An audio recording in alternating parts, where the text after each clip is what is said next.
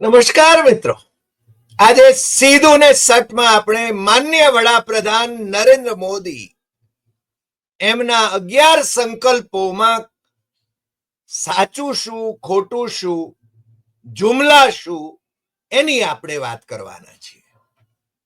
આમ તો ઇતિહાસનું વિકૃતિકરણ કરવાની જે આખી યોજના ચાલી રહી છે અને નહેરુને બદનામ કરવાની જે યોજના ચાલી રહી છે, મહાત્મા ગાંધીનું ચરિત્ર હનન કરવાની યોજના ચાલી રહી છે, એ આ ભાષણમાં બહુ સ્પષ્ટપણે અને પ્રગટપણે અને અપ્રગટપણે બંને રીતે આપણને જોવા મળે છે.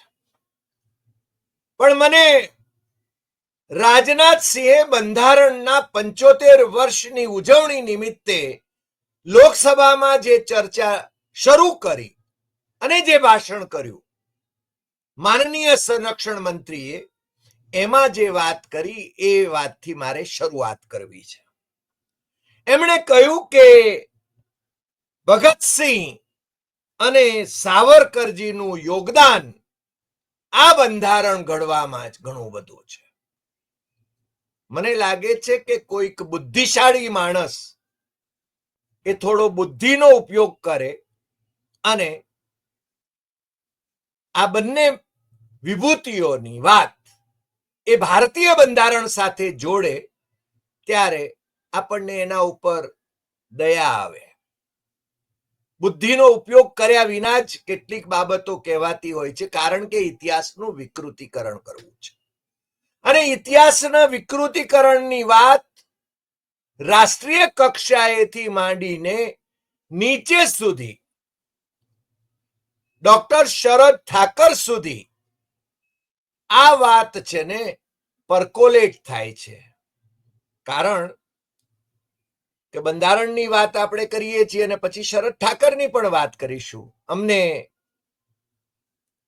અમારા એક મિત્રએ ગાંધીનગરથી શરદ ઠાકરનો એક વિડીયો પણ મોકલાવ્યો, જે આમ તો બહુ જાણીતા ડોક્ટર છે અને કોલમિસ્ટ પણ છે અને સરસ મજાના વ્યાખ્યાનો આપે છે. તમે મેસ્મેરાઇઝ થઈ જાઓ એવા. જુઠ્ઠાણું પણ કેટલું રોચક રીતે વધી શકાય એ એમના પાસેથી અને રાજનાથસિંહ કે મોદી પાસેથી શીખી શકાય એમ છે. રાજનાથસિંહ એમ કે છે કે ભગતસિંહ, શહીદે આઝમ ભગતસિંહ, એમનું યોગદાન આ બંધારણમાં છે, આ બંધારણ ઘડવામાં છે, બંધારણમાં યોગદાન છે, એવા શબ્દ પ્રયોગ કર્યા છે એમણે. ભાઈ શ્રી રાજનાથસિંહ તો વરિષ્ઠ નેતા રહ્યા, સંરક્ષણ મંત્રી છે, મુખ્યમંત્રી રહ્યા છે, ગૃહમંત્રી રહ્યા છે. એમને એટલું ભાન હોવું જોઈએ કે શહીદે આઝમ ભગતસિંહ 1931માં ફાંસીને માચડે ચડ્યા હતા અને એ વખતે એમની ઉંમર માત્ર 23 વર્ષની હતી. પણ એ હોરેશિયસ રીડર અને હોરેશિયસ રાઇટર હતા, એટલે એમના લખાણો આજે પણ યુવા પેઢીને પ્રેરણા આપે છે, દેશને પ્રેરણા આપે છે.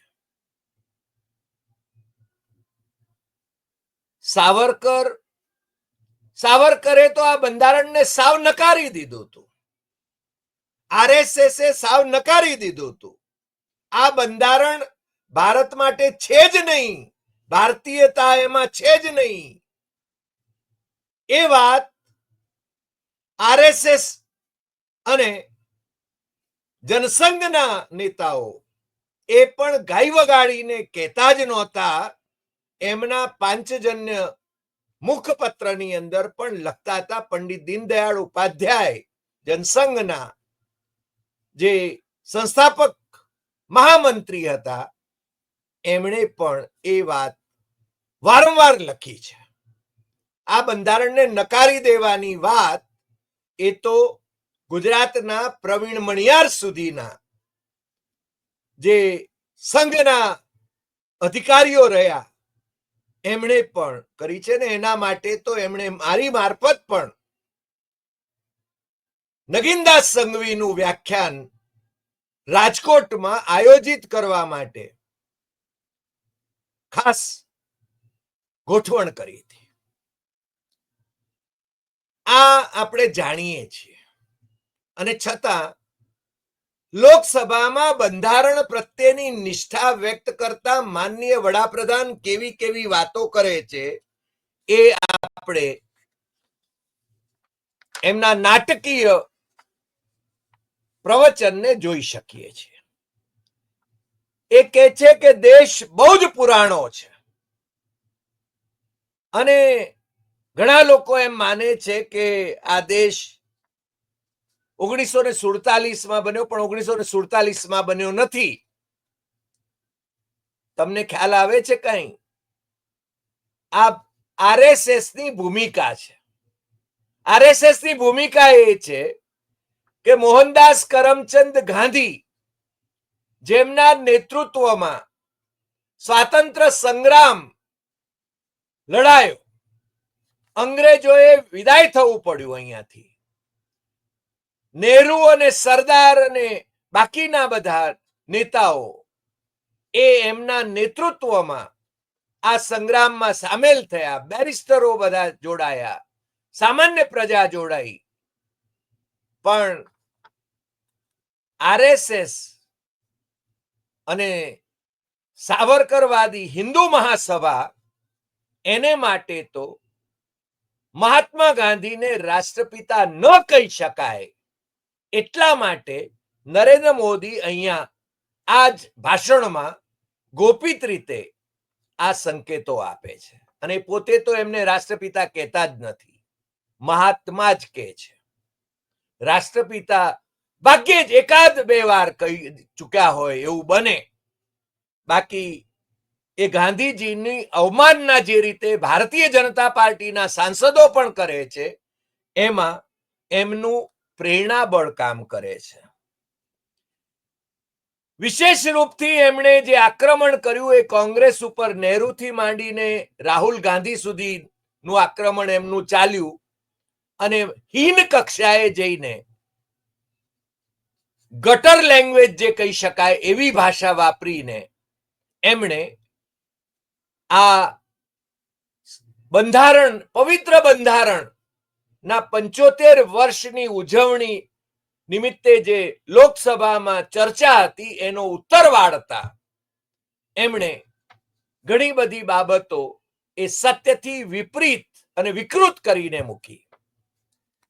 ડોક્ટર આંબેડકર નું પહેલું રાજીનામું જે એમણે આપ્યું હતું એ તમને ખ્યાલ હશે કે સરદાર પટેલ અને કમા મુનશી એમણે બંધારણમાં અનામતની જોગવાઈ કરવાનો વિરોધ કર્યો અને એને માટે ભીમરાવ આંબેડકરને ખૂબ સમજાવવાની કોશિશ કરી. ત્યારે ભીમરાવ આંબેડકર એ મહામના એમણે એમના સ્વાભિમાન ખાતર સરદાર પટેલના ઘરે જઈને પોતાનું રાજીનામું આપ્યું હતું કે જો અનામત ની પ્રથા જો ન આવવાની હોય, મારા સમાજના ઉત્થાન માટે, દલિત અને આદિવાસી માટે, ઓબીસી માટે જો અનામતની પ્રથા દાખલ કરવામાં નહીં આવે તો આ લ્યો મારું રાજીનામું ડ્રાફ્ટિંગ કમિટી, બંધારણ ડ્રાફ્ટિંગ કમિટીના ચેરમેન તરીકેનું. અને સરદાર પટેલે દીર્ઘદ્રષ્ટિ વાપરીને એ રાજીનામું ફાડી નાખ્યું હતું અને એમને ચાલુ રાખવા માટે ની વિનંતી કરી હતી એ આપણે જાણીએ છીએ. પણ માનનીય વડાપ્રધાન એ એમ કે છે, मैं आज यहाँ किसी के व्यक्तिगत आलोचना नहीं करना चाहता, लेकिन तथ्यों को देश के सामने रखना जरूरी है और इसलिए मैं तथ्यों को रखना चाहता हूं. અને એ 67 થી 52 સુધી ઇલેક્ટેડ ગવર્મેન્ટ નહીં થી, એક અસ્થાયી વ્યવસ્થા થી, એક સિલેક્ટેડ સરકાર થી चुनाव भी नहीं हुए थे અને આ બધી વાતો કરે છે અને ત્યારે જે નિર્ણયો થયા એની વાત કરે છે. એમાં 370 નો નિર્ણય પણ થયો તો એ વાત એ કરતા નથી. 370 નો બંધારણ સભાની અંદર જે નિર્ણય થયો હતો 306A નો, એને સરદાર પટેલે આગ્રહપૂર્વક કોંગ્રેસીઓને સમજાવીને કાશ્મીરને આ સંજોગોમાં ભારત સાથે જોડવા માટે, કારણ કે કાશ્મીરના મહારાજા હરિસિંહ એને સ્વિટ્ઝરલેન્ડ બનાવવા માંગતા હતા, પોતાનું અલગ રજવાડું અલગ દેશ બનાવવા માંગતા હતા અને 15 ઓગસ્ટ સુધી એમને કહ્યું હતું કે તમે જેને નિર્ણય કરી લો, તમારે પાકિસ્તાન સાથે જવું હોય તો પણ જેને ભારત વિરોધ નહીં કરે એવું સરદારે એમને જણાવ્યું હતું. છતાં એ નહોતા નિર્ણય કરી શક્યા અને કારણ કે ત્યાં બહુમતી મુસ્લિમોની હતી, વસ્તી મુસ્લિમોની બહુમતી હતી, રાજા હિન્દુ હતો. પણ જ્યારે 22 ઓક્ટોબરે રેડર્સ આવ્યા, એટલે કે પાકિસ્તાને આક્રમણ કર્યું, પાકિસ્તાનના લશ્કરના જ માણસો હતા અને ઝીણા લાહોરમાં આવીને બેઠા હતા કે હમણાં જ એને કાશ્મીર મારા કબજામાં આવી જશે. બારામુલ્લા સુધી પાકિસ્તાનના એ રેડર્સ આવી ગયા હતા, અત્યાચાર કર્યા હતા. મહારાજાની સેનામાં જે મુસ્લિમ અધિકારીઓ હતા એ ડિફેક્ટ કરી ગયા હતા. ત્યારે સરદાર પટેલ અને વીપી મેનનના આગ્રહથી શ્રીનગરથી મહારાજા રાતે ડ્રાઈવ કરીને જમ્મુ આવ્યા હતા અને 26-27 ના મધરાતે વીપી મેનને જઈને એમને પાસે ભારત સાથે જોડાણના ખત ઉપર એ સહી કરાવી હતી. જ્યાં સુધી જમ્મુ કાશ્મીર ભારતનું અંગ ન બને ત્યાં સુધી લશ્કર મોકલી ન શકાય અને સરદાર પટેલે એરોડ્રોમ પર લશ્કર તૈયાર રાખ્યું હતું. જમ્મુ કાશ્મીર વિશે સરદાર પટેલ અને નહેરુ એ બંને સંમત હતા બધી બાબતોમાં. એમની વચ્ચેનો પત્ર વ્યવહાર પણ એ દુર્ગાદાસના વોલ્યુમ નંબર 1 એ બહુ સ્પષ્ટ કરી દે છે. પણ આમણે વિકૃત ઇતિહાસ કરવો છે એટલા માટે એ જુઠ્ઠાણાઓનો ફેલાવો કરી રહ્યા છે અને આખા દેશને બ્રોડકાસ્ટ કરી રહ્યા છે. એટલે કે યુવા પેઢીને તો અભ્યાસ એમને આ વોટ્સઅપ યુનિવર્સિટી અથવા તો આવું ક્યાંક સાંભળે ત્યારે, અને યુવા પેઢી જ નહીં, મોટેરાઓ પણ એ પોતાના સ્વાર્થ ખાતર અથવા તો હિન્દુ મુસ્લિમ ચાલે છે એટલા માટે આ છે ને વાતોમાં આવી જાય છે. મને લાગે છે એ પણ યોગ્ય નથી. માનનીય વડાપ્રધાને ઇમરજન્સીની વાત ખૂબ કરી. ઇન્દિરા ગાંધીએ ઇમરજન્સી લગાડી. આપણે ઇમરજન્સીનો એ વખતે પણ વિરોધ કર્યો હતો. અમે તો વિદ્યાર્થી અવસ્થામાં હતા, કોલેજમાં હતા અને કોલેજમાં અમારા પ્રોફેસર અને head of the department Bababhai Patel, saint Xavier's college અમદાવાદમાં, એ 19 મહિના સુધી જેલમાં રહ્યા અને અમે એમના એ વિરોધની સાથે જ વિરોધમાં સામેલ હતા. ઇમરજન્સીમાં ઇન્દિરા ગાંધીની સરકારે જે રીતે લોકોને જેલોમાં ઠોસી દીધા હતા, અખબારોની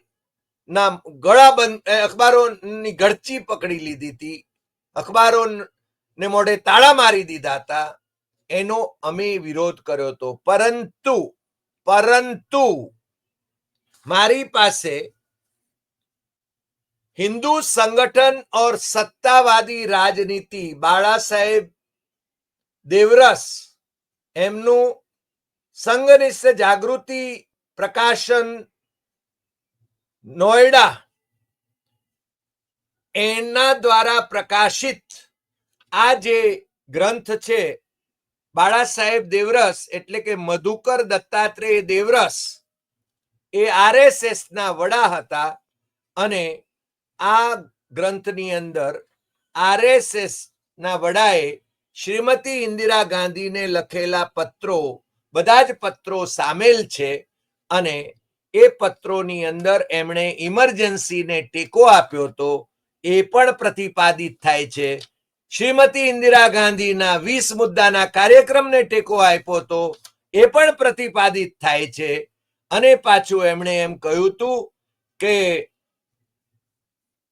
વિનોબા ભાવેને પણ એમણે વચ્ચે નાખવાની કોશિશ કરી હતી અને એમ કહ્યું હતું કે તમે ઇન્દિરા ગાંધીને સમજાવો સંઘ ઉપરથી જને प्रतिबंध हटावी दे तो हमें बधा सभी क्षेत्रों में प्रधानमंत्री के नेतृत्व में चल रही जो है એટલે 20 મુદ્દાના કાર્યક્રમ એમાં સંઘ અને સંઘના સ્વયંસેવકો પોતાનું યોગદાન કરે એ રીતની સ્થિતિ નિર્માણ કરીશું. આ પત્રો આ બહુ જ બોલકા છે. એટલું જ નહીં, ડોક્ટર સુબ્રમણ્યમ સ્વામી ઇમરજન્સીના હીરો તરીકે ગણાય છે, કારણ કે એ ઇમરજન્સીની વિરુદ્ધની લડતમાં એ વખતે જનસંઘના મેમ્બર ઓફ પાર્લામેન્ટ હતા.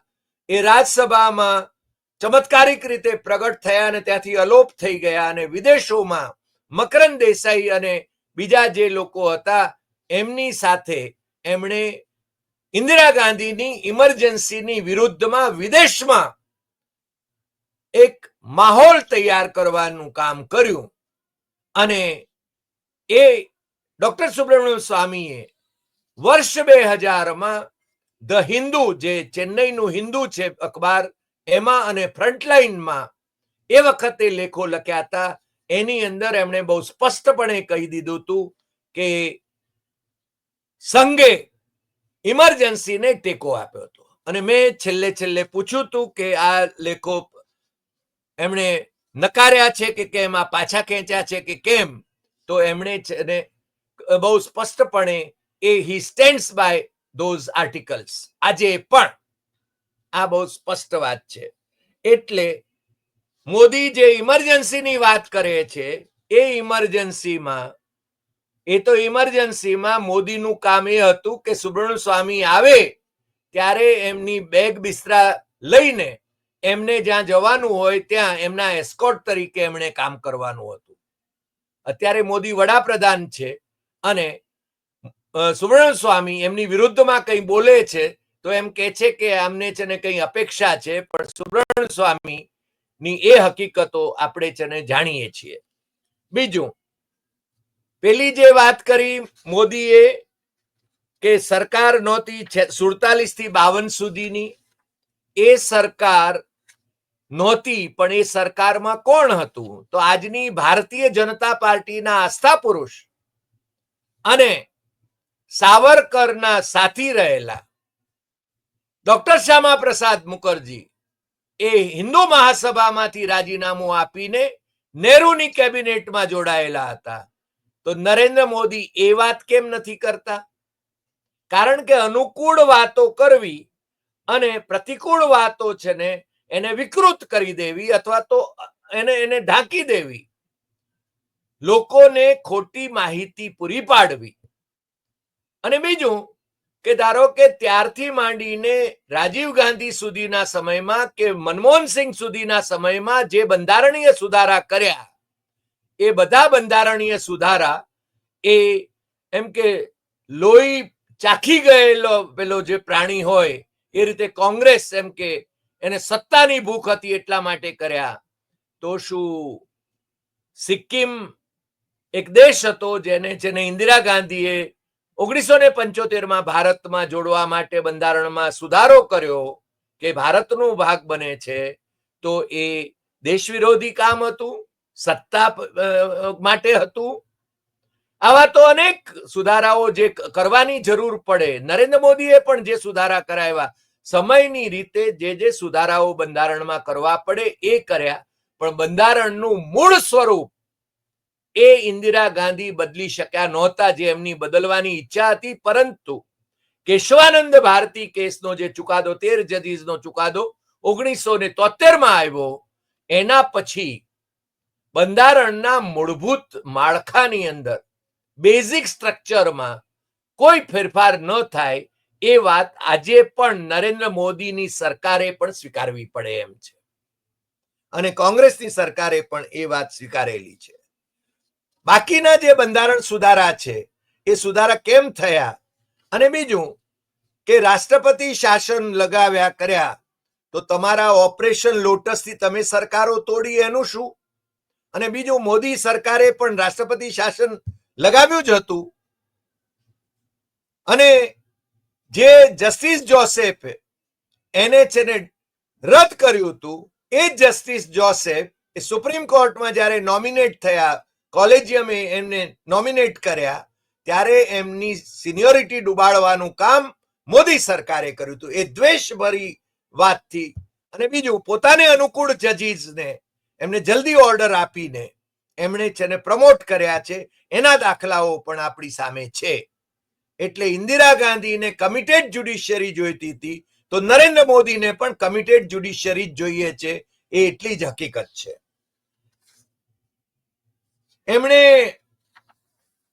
ઓબીસી ને અનામત આપવામાં કોંગ્રેસે વિલંબ કરાવ્યો, અને જ્યારે કોંગ્રેસ સત્તામાંથી ગઈ ત્યારે છે ને ઓબીસી ને અનામત મળી એમ એમણે કહ્યું. આ મારી પાસે જે ટેક્સ્ટ છે, મેં ટેક્સ્ટ એ NarendraModi.in એમની પોતાની જે પર્સનલ વેબસાઇટ છે એના ઉપરથી મેં આ પ્રિન્ટ લીધેલી છે. એટલે એની અંદર શબ્દશઃ નરેન્દ્ર મોદીની સ્પીચ એને આધારે હું અત્યારે વાત કરી રહ્યો છું. હવે એ વખતે તમને ખ્યાલ હશે કે વીપી સિંઘે જ્યારે 27% ઓબીસી અનામત મંડળ કમિશનને આધારે જાહેર કરી, ત્યારે ભારતીય જનતા પાર્ટી અને સમગ્ર સંઘ પરિવારે એના વિરોધમાં કમંડળની રાજનીતિ શરૂ કરી હતી. કોને ખબર નથી આ? એટલે એ વાત કરે છે. અને બીજું કે સુપ્રીમ કોર્ટમાં મામલો ગયો, અને 1992માં એ ચુકાદો જે આવ્યો ઇન્દિરા શાહની કેસમાં, અને 93 થી ઓબીસી ને અનામત મળવાની શરૂ થઈ. એટલે નરેન્દ્ર મોદી આવા જુઠ્ઠાણાઓ અને અર્ધસત્ય જે ઉચ્ચારે છે એ આપણે છે ને સમજવાની જરૂર છે. એ 35A ની અને 370 ની કાશ્મીર વિશેની વાત કરે છે, અને 35A ને વિશે તો એમ કહે છે કે સંસદને અંધારામાં રાખીને નહેરુએ રાષ્ટ્રપતિની મારફત 35A એની છે ને એનો અમલ કરાવ્યો. હવે નરેન્દ્ર મોદીને એટલો ખ્યાલ હોવો જોઈએ કે ડોક્ટર રાજેન્દ્ર પ્રસાદ અને નહેરુ વચ્ચે એક બાજુ એમ કે છે કે એમની વચ્ચે ખેંચતાણ હતી, અને બીજી બાજુ એ કહે છે કે એમની મારફત એમણે આ કરાવ્યું. તો બંને જણા કંઈ ગગા હતા. રાજેન્દ્ર પ્રસાદ એને નકારી શક્યા હોત, પણ રાજેન્દ્ર પ્રસાદને પણ એ લાગતું હતું કે આ કરવા જેવું છે, કારણ કે એ પણ લોયર હતા. ડોક્ટર રાજેન્દ્ર પ્રસાદ પણ કાયદાશાસ્ત્રી હતા. એ વાત એ ભૂલી જાય છે. મને લાગે છે ઘણી વખતે જેમની ડિગ્રીઓ વિશે વિવાદ હોય છે એમને વિશે આપણે જાજુ કંઈ કહેવાની જરૂર નથી. મારે આજે જે વાત કરવાની છે એ વાત પણ એના સંદર્ભમાં ઘણું બધું, આમ તો ગઈકાલના એપિસોડમાં પણ આપણે કહ્યું છે, પરંતુ મારી પાસે આજે ટેક્સ્ટ છે, અને ગઈકાલે જે એમનું ભાષણ હું સાંભળી શક્યો નહોતો, પાછળનો ભાગ, એટલે એના છે ને જે 11 સંકલ્પો એમણે લીધા છે એ સંકલ્પો ઉપર આવીને આપણે છે ને એ આ એપિસોડ પૂરો કરીશું. તમારે છેલ્લે સુધી જોવાનો છે. भारत के भविष्य के लिए संविधान की स्पिरिट से प्रेरित होकर मैं आज इस सदन के पवित्र मंच से 11 संकल्प सदन के सामने रखना चाहता हूं. लोकसभा ની અંદર એ संकल्प रजू करे छे. पहला संकल्प, चाहे नागरिक हो या सरकार हो, सभी अपने कर्तव्यों का पालन करें. भाई ये तो जने આપણને જને બંધારણમાં લખેલું જ છે, એમાં હું નવું તમે સંકલ્પ કહી રહ્યો? બીજો, दूसरा संकल्प है हर क्षेत्र हर समाज को विकास का लाभ मिले, सबका साथ सबका विकास हो. આ પણ બંધારણ જ કહે છે, તમે હું નવું કહી રહ્યા છો ભાઈ? तीसरा संकल्प, भ्रष्टाचार के प्रति जीरो टॉलरेंस हो, भ्रष्टाचारी की सामाजिक स्वीकार्यता ना हो, भ्रष्टाचारी की पाછું રિપીટ કર્યા કરે છે પોતાની વાતો. બધા જ ભ્રષ્ટાચારીઓને ક્લીન ચીટ આપીને નરેન્દ્ર મોદી એ મિનિસ્ટરો બનાવે છે, ડેપ્યુટી ચીફ મિનિસ્ટરો બનાવે છે, સરકારો તોડીને એમને પોતાના સાથે જોડે છે અને પછી એ કહે છે કે ભ્રષ્ટાચાર કે પ્રતિ જીરો ટોલરન્સ. હાસ્યાસ્પદ નથી લાગતું? ભોપાલની અંદર 70,000 કરોડના ભ્રષ્ટાચારી એમ કહે છે ગોટાલેબાજ અજીત દાદા પવારની વાત એ કરે છે જાહેર સભામાં, અને એના 3 દિવસ પછી એ જ અજીત દાદા પવારને નરેન્દ્ર મોદી અને અમિત શાહ એ મહારાષ્ટ્રમાં ભારતીય જનતા પાર્ટી સાથેની સરકારમાં જે ઇલીગલ ગવર્મેન્ટ છે, ચીફ જસ્ટિસ ઓફ ઇન્ડિયાએ કહેલા શબ્દો કહું છું, એ એમાં ડેપ્યુટી સીએમ બનાવે છે. અને આજે પણ એ અજીત દાદા પવાર એ એમની સાથે છે. ઉપરથી અજીત દાદા પવારને અને એમના જે પત્ની છે એમને ક્લીન ચીટ આપી દીધી છે. એમને 1000 કરોડની એમની બેનામી સંપત્તિ જે જપ્ત કરી હતી આવકવેરા ખાતાએ, એ એમને પાછી આપી દેવામાં આવી છે. સુનેત્રા પવાર એમને 25,000 કરોડનો ભ્રષ્ટાચાર એમના નામે નરેન્દ્ર મોદીની સરકારે શોધી કાઢ્યો હતો, એને છે ને ક્લીન ચીટ આપી દીધી છે. એમના દીકરા પાર્થને એને પણ ક્લીન ચીટ આપી દીધી છે. અને પછી ભાઈશ્રી કહે છે કે ભ્રષ્ટાચાર કે પ્રતિ જીરો ટોલરન્સ. આસામના મુખ્યમંત્રી હિમંતા બિસ્વા શર્મા જે 15 વર્ષ સુધી તરુણ ગોગોઈની કોંગ્રેસ સરકારમાં કેબિનેટ મંત્રી હતા, અને એ વખતે ભારતીય જનતા પાર્ટીએ એમની વિરુદ્ધમાં, એમના ભ્રષ્ટાચારની વિરુદ્ધમાં બુકલેટો બહાર પાડી અને સૌથી ભ્રષ્ટ કેબિનેટ મિનિસ્ટર ગણાવ્યા એમને. એ માણસ અત્યારે એમનો મેન ફ્રાઈડે છે. કોંગ્રેસમાં હોય અને ભ્રષ્ટાચારી હોય અશોક ચવાણ, તમને ખ્યાલ છે કે હાઉસિંગ સોસાયટી ગોટાલામાં એમનું વ્હાઇટ પેપરમાં પણ નામ આવે, એને એ ભારતીય જનતા પાર્ટીમાં જોડાય એટલે એને છે ને રાજ્યસભામાં મોકલી આપે અને એમની દીકરીને ધારાસભ્ય પણ બનાવી દે અને પાછા કહે છે કે ભ્રષ્ટાચાર કે પ્રતિ जीरो टॉलरेंस. चौथा संकल्प है देश के कानून, देश के नियम, देश की परंपराओं के पालन में देश के नागरिकों को गर्व होना चाहिए, गर्व का भाव हो. भाई देश के नागरिकों को तो भाव ही है, તમારે એનો ઉપદેશ કરવાની જરૂર નથી. We are proud of being Indian. પણ શાસકનો વિરોધ કરવો, શાસનનો વિરોધ કરવો એ અમારો બંધારણીય અધિકાર છે. તમે ખોટું કરશો તો વિરોધ કરીશું. તમે ભ્રષ્ટાચારીઓને ભેગા લઈને ફરો છો ને પાછા સદાચારી બનાવો છો. વોશિંગ મશીન તમારી પાસે છે તો એની વાત તો કરવાની. चौथा संकल्प है देश के कानून, देश के नियम, देश की परंपराओं का ये आपने बात करी. पांचवा संकल्प गुलामी की मानसिकता से मुक्ति हो, देश की विरासत पर गर्व हो. कोने गर्व નથી? મને લાગે છે કે તમામને ગર્વ છે આ દેશની વિરાસત ઉપર. ડિસ્કવરી ઓફ ઇન્ડિયા એ પંડિત જવાહરલાલ નહેરુએ જેલમાં બેઠા બેઠા લખ્યું. ભારતીય જનતા પાર્ટીના પૂર્વ સૂર્યોમાંથી કેટલાય જેલવાસ ભોગવ્યો છે અને સાવરકરે જેલમાંથી છૂટવા માટે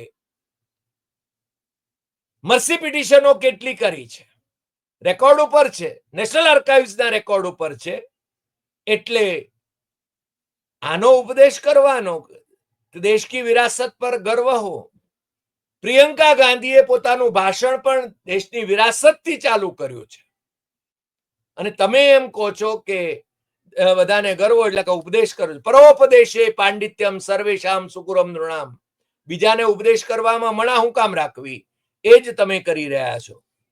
छठा संकल्प देश की राजनीति को परिवारवाद से मुक्ति मिले. वाह भाई वाह. સેંકડો પરિવારના લોકો, પરિવારવાદ તો તમારે ત્યાં ઠોસી ઠોસીને ભર્યો છે, તમારી કેબિનેટમાં ભરેલા છે, તમારા મિનિસ્ટરો છે, તમારી આજુબાજુમાં બેસનારા છે. તમારો ભારતીય જનતા પાર્ટીનો રાષ્ટ્રીય અધ્યક્ષ એ એની સાસુને કારણે રાજકારણમાં છે, જેપી નડ્ડા, અને કેબિનેટ મંત્રી કેટલાના નામ લેવા, અજીતદાદા પવાર, સુનેત્રા પવાર, શરદ પવાર, આ બધા પરિવારવાદમાંથી નથી આવતા કે એકનાથ શિંદે, શ્રીકાંત શિંદે પરિવારવાદ નથી કે સિંધિયા પરિવારવાદ નથી કે જ્યોતિરાદિત્ય અને દુષ્યંત એ પરિવારવાદ નથી કે? પણ તમારી સાથે હોય એ પરિવારવાદ નહીં. અને પાછા કહે છે કે 1 लाख युवाओं को राजनीति में लाएंगे जो परिवार का किसी भी राजनीति से संबंध ना हो. 5वां संकल्प એ ગુલામીની માનસિકતાની વાત થઈ ગઈ. 6ठो પરિવારવાદની વાત થઈ. 7वां संकल्प संविधान को सम्मान हो, राजनीतिक स्वार्थ के लिए संविधान को हथियार ना बनाया जाए. કેમ ભાઈ, કોણે બનાવ્યું? તમે જ બનાવ્યું ને. સંવિધાન જે કહે છે એનો અમલ થાય એટલી જ આ દેશના પ્રત્યેક નાગરિકની અપેક્ષા છે. એમાં તમે હું ઉપદેશ કરવાના હતા? એના માટે આ બધું બંધારણીય જોગવાઈઓ અને બંધારણીય અધિકારો મને મળે છે. એ મારા બંધારણીય અધિકારો કચડવાનું કામ તમારી સરકાર કરે છે. નાત જાત ધર્મના ભેદ મારું બંધારણ નથી કરતું, પણ તમે કરો છો હિન્દુ મુસ્લિમ કરીને. એટલે કે બંધારણ, આનો અમલ કોણે કરવાનો છે? આ સંકલ્પ એટલે તમે આજથી બદલાઈ જવાના.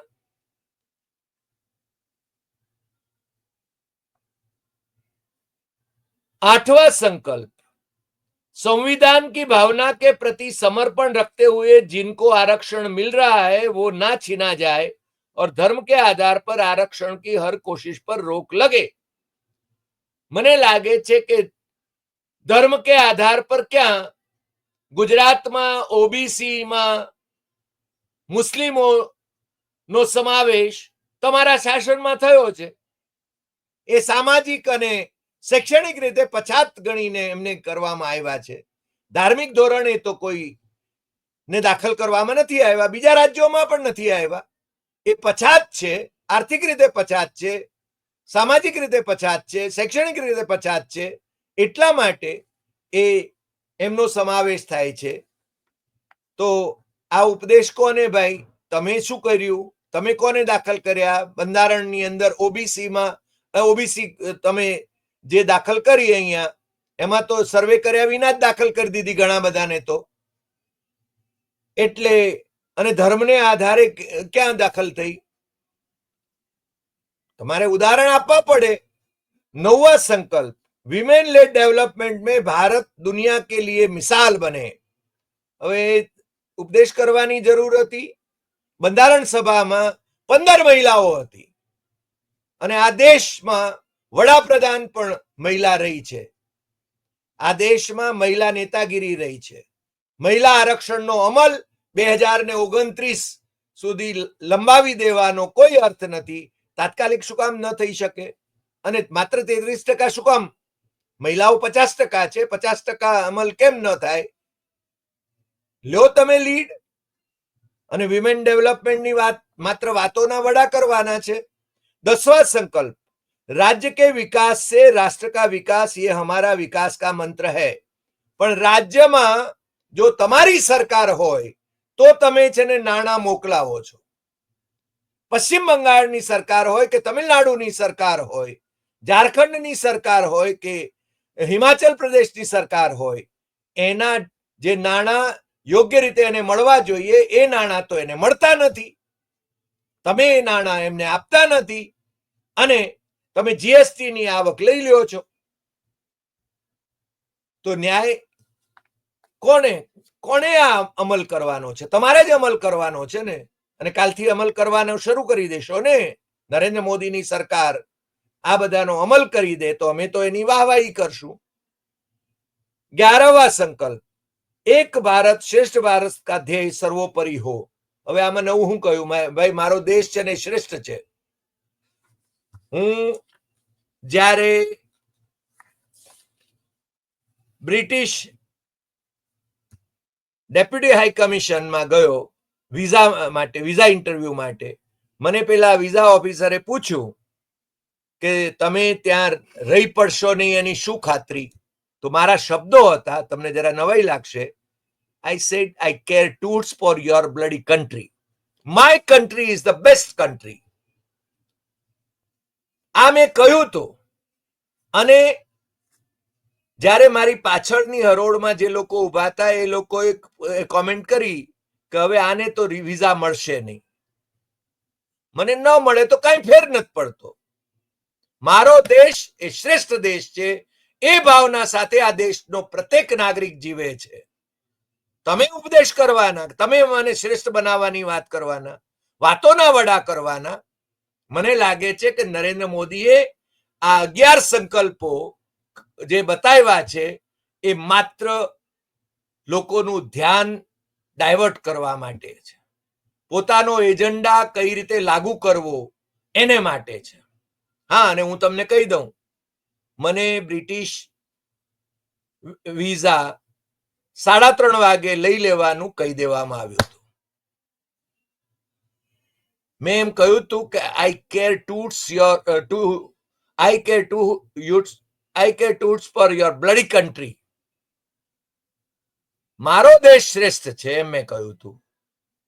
અને હું આ દેશમાં જન્મ્યો છું, આ દેશનો નાગરિક છું, અને મારા દેશની ના ગુણગાન કરવાનું તમે મને શીખવશો? તમે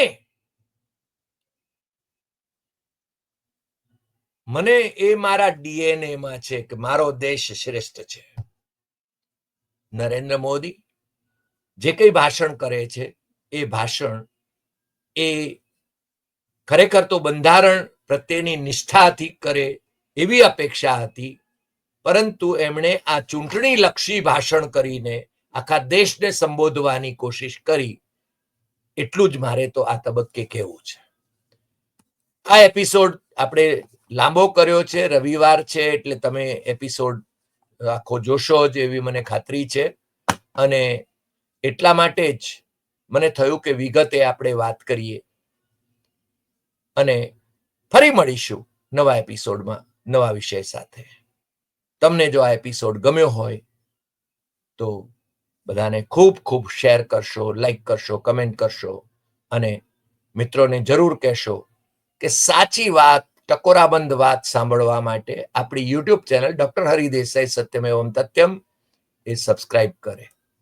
અને ફરી મળીશું નવા વિષય સાથે. નમસ્કાર.